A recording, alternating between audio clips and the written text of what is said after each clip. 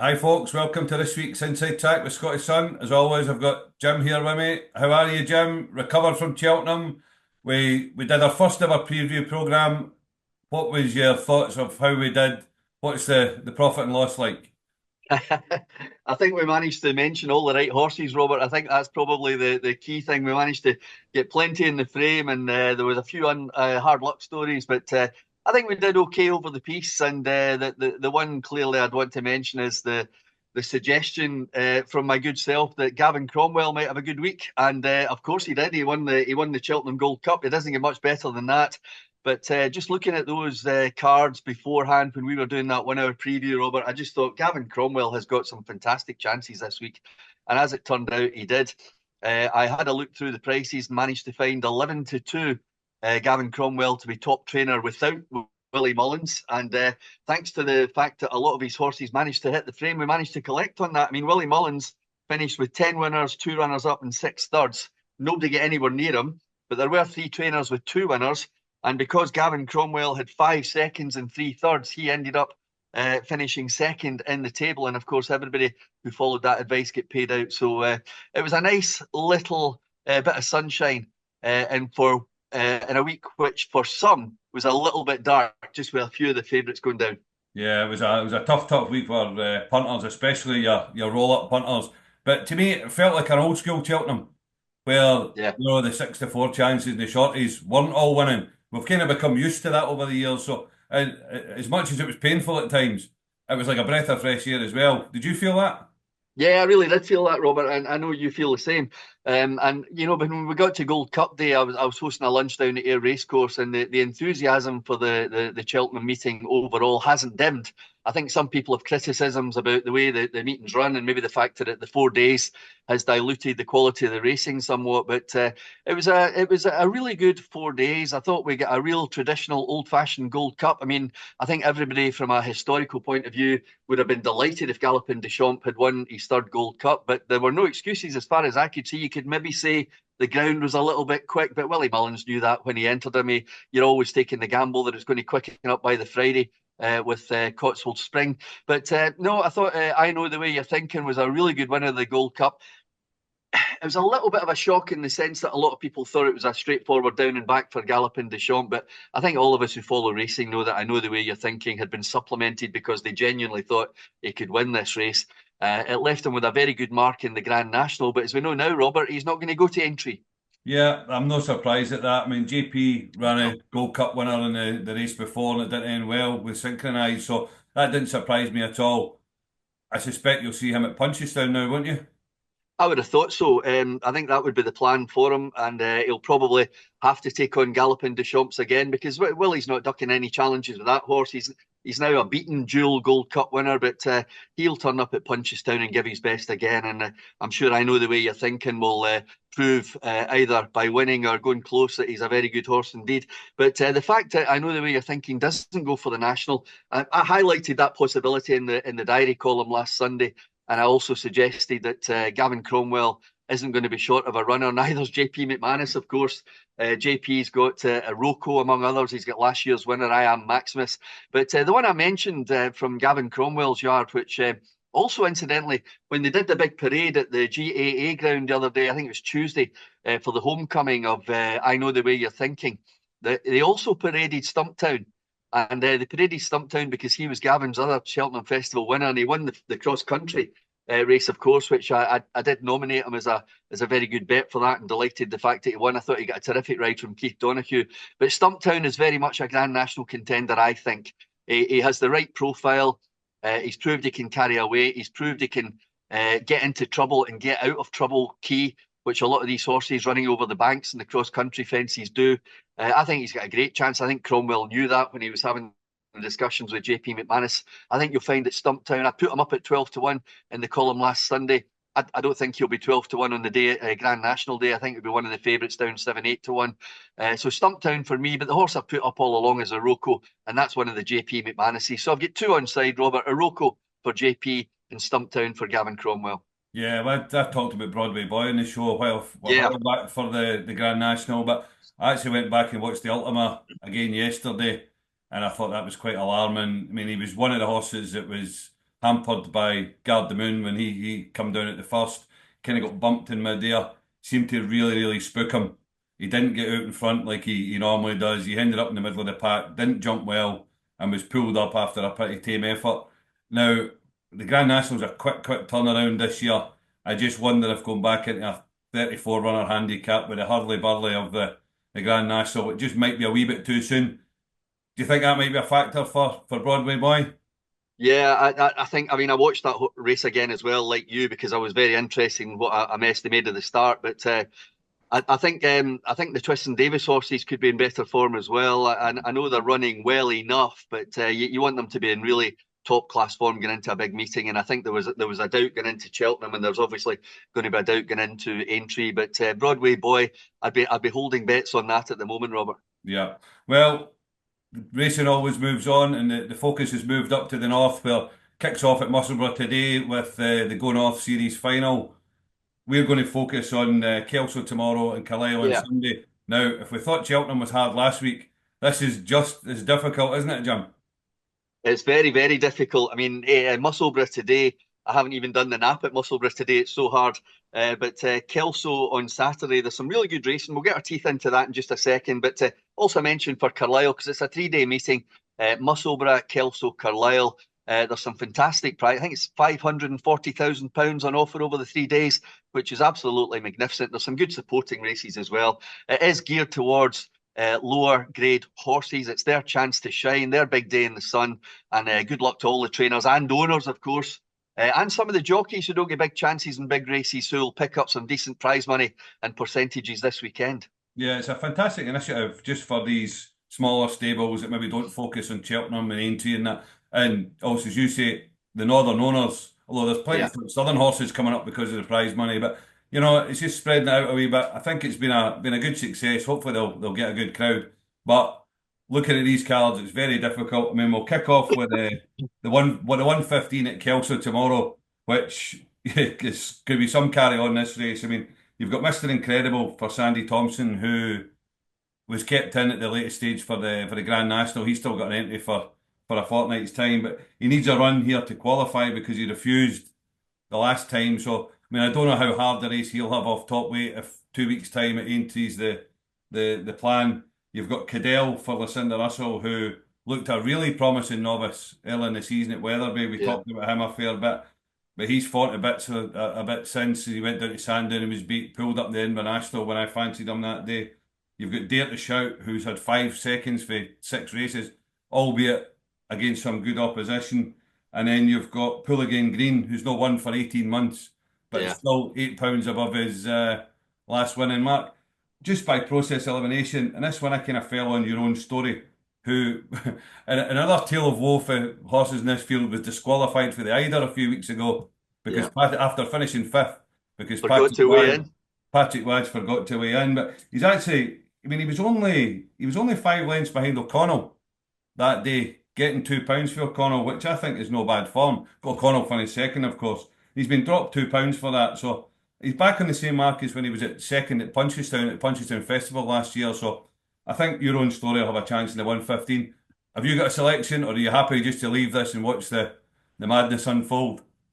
Well, it's certainly going to be madness, and you pointed out some very good reasons for that. But Your Own Story's got a visor on for the first time as Yeah. well. I think we should note that's very interesting because it is a horse that has been put up by both Peter Scudamore and Lucinda for big races in the past. So if it's going to pick up a half decent prize, remember this is a 35 grand race. This might be its chance down to 5 runners.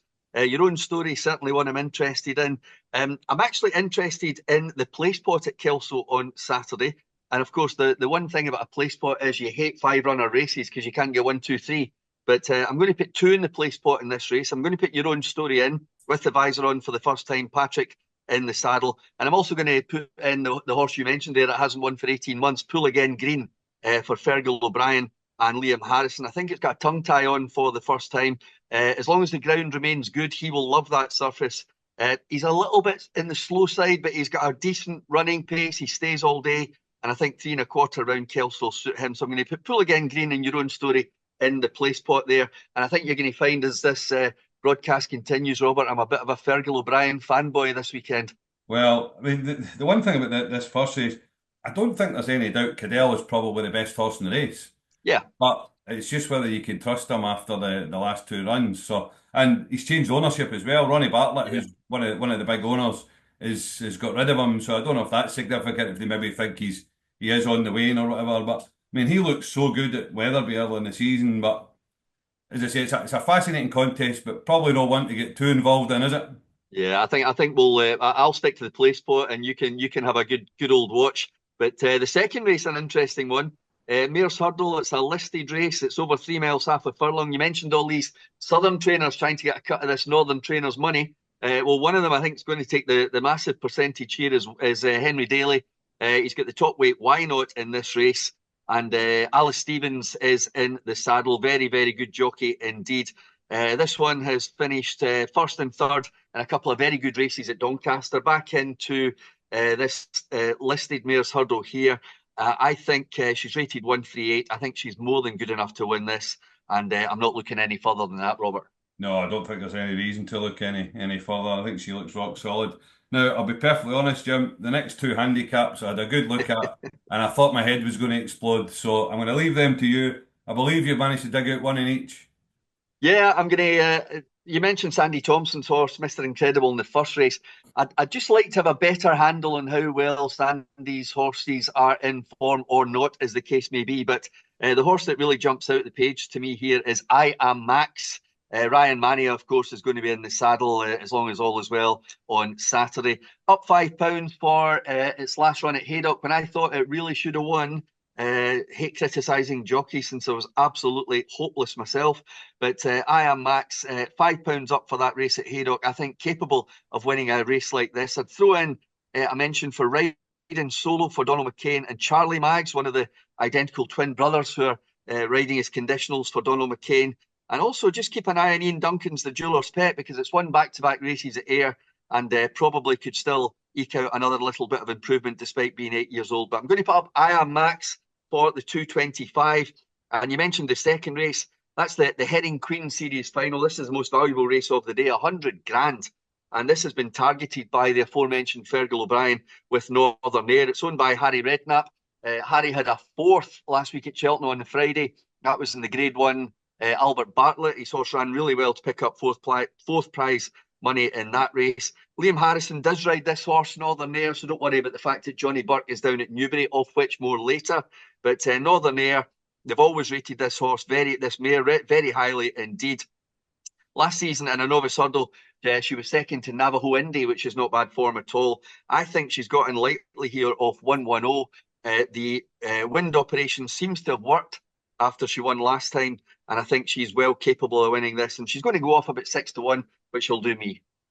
Thanks for that, Jim. I quite fancy one in the 335, which is Flash de Pistolet, who at 7-year-old is the youngest horse in this field, so hopefully is the one that's most open to improvement. I think the rest of them you could probably make cases against. Escape and Evade won in More Battle Day last year off 128. He's now £8 lower, but he was in a match with Primoz the last time, was a bit of a monkey at the start. They've Yeah. taken the blinkers off. So I mean he's dangerous, but you would want to see him start his race a lot better than he did the last time. Gold de Bois, who's for Sandy Thompson, has run well off breaks, but usually off breaks longer than the 80 days he's been off. Was well beat by Escape and Evade last year. Lively Citizen, who I couldn't believe because of the Jeffries connection with Kelso. This is the first time he's run at Kelso. Interesting. Couldn't Yeah. believe that considering the trainer's connection with the tag. He's a possible in the first time tongue tie. And then you've got Bollinger and Krug, who's had all 6 wins in his career, have been here. Yeah. He's had a bit of a chance with the handicapper, dropping him a fair bit, but he's become a bit unpredictable. And then Duty Calls is three non-completions out of four, so I'm happy to put a line through him. Flash de Pistol is up £6 for winning at Newcastle last time out, but I think he's the least risky in the field, and I think if there's one that's going to improve a little bit, it's going to be him. Yeah, also the youngest Robert, which is key, and Yeah. also Stuart Coulthard's horses.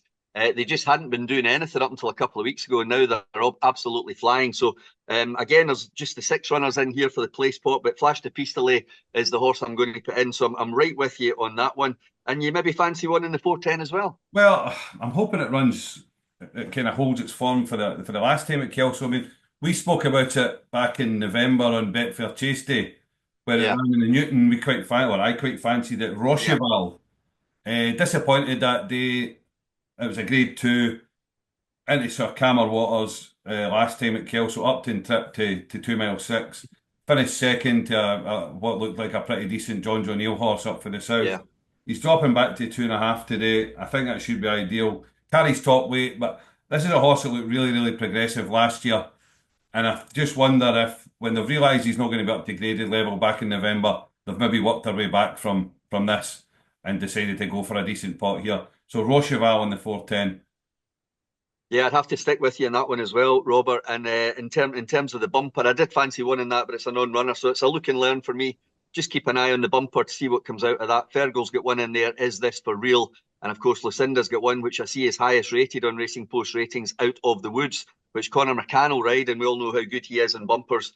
So we'll just keep an eye on the bumper. Unless you've got a big selection there, we'll move on to Newbury. No, we'll move on to Newbury. The 205, Jim, I believe you've got one in that.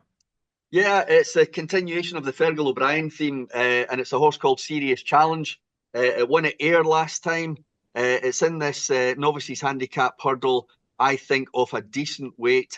Johnny Burke rode it that day at Ayr. He was very, very impressed. I had a wee chat with him on the microphone afterwards, and I think they found a really good race for this one to go and complete the hat trick. Serious Challenge is the one for me. Now, let me just tell you about Fergal O'Brien, because since Cheltenham, his form with his runners, all of his runners, so I'm not picking out one or two here, 202, 110, 11134. Absolutely flying. And I think he could have a very good Saturday. He had an across the card double the other day on Tuesday, and another one at Ludlow yesterday. He's going to have an across the card double, I hope, at Kelso and Newbury with Northern Air, who I mentioned earlier, and Serious Challenge in this 205. So that's what I'm putting up here. Glyn Bray, I think, has improvement to come for the Nigel Twiston Davis team, but we've already put the caveat in about his stable at the moment, and Serious Challenge is my selection in the 205. Then we move on to the 240, where Saint Segal's a horse that I like. You know, I like his running style, especially for a track like Newbury. I just worry that the £10 rise he's got for winning here in November is Yeah. just going to stop him again. And if that's the case, I think Bob Rickard at the bottom of the weights. I can just see Saint Segal going out in front and Bob Rickard just overtaking him in the final furlong. But no bet, not a race I'm going to get hugely involved in. But I might even play the forecast in that. Yeah, well, despite the better fields in terms of numerically, I'm not playing the play spot here because there's one or two races I really haven't a clue, and this is one of them, Robert. So I thought I'd leave that analysis to you and move on to the 315, which is a National Hunt Mares Novices Hurdle Limited Handicap this time. It's a grade two, and I promised the very, very last mention of Fergal O'Brien in this broadcast, and it's Seog Giel, if that's the correct pronunciation. Johnny Burke in the saddle again. I think they think the 2.5 miles will suit this horse very well indeed. A word of warning that he also runs Jacana under his daughter Fern, who claims £7. But I suspect that Nicky Henderson's Crazier Than Daisy might have the measure of that one under James Bowen, who's made a fantastic return to the saddle after missing Cheltenham. So I put up Crazier Than Daisy as the danger in that one. But Seog Gale, I think, will run very, very well for Fergal and go very, very close. 315. Then we'll move on to Carlisle on Sunday, Jim. I've got Glory and Honour in the 245 here noted down. He wasn't declared as of 20 minutes ago when we last looked. We're filming this on Friday morning. If he does get declared late for Sam England, he's got a bit of form at Doncaster between Tommy Cullen and Gaelic Geordie, who both won since. He's off the same mark that day. Crucially, he's also got a bit of Carlisle form, which was Yeah. second to Neil Sun, who's a very, very good horse, and a novice chase over course and distance. So we know he acts in the track. So if he appears in your race card, I think in 245, Glory and Honour has got a good chance, or will have Yeah, a I'll be good chance. watching out for that one. And of course, I've got the luxury, Robert, of having a diary column on Sunday where I can really get into this Carlisle card. But at the moment, the horse I want to put up, and it has been declared, is in the 430. It's a very small field, but I don't worry about that on this occasion because Dubai Days, I think, has been laid out for this nicely by Nick Alexander. He won the race last year with Elvis Mail. Of course, Bruce Lynn was in the saddle that day. He'll be in the saddle on Dubai Days on Sunday. Steps up to 3 miles now. Interestingly, he's only run over 3 miles once and didn't win. Most of his best form over 2.5, 2.5. but I don't see. I mean, the way he won last time.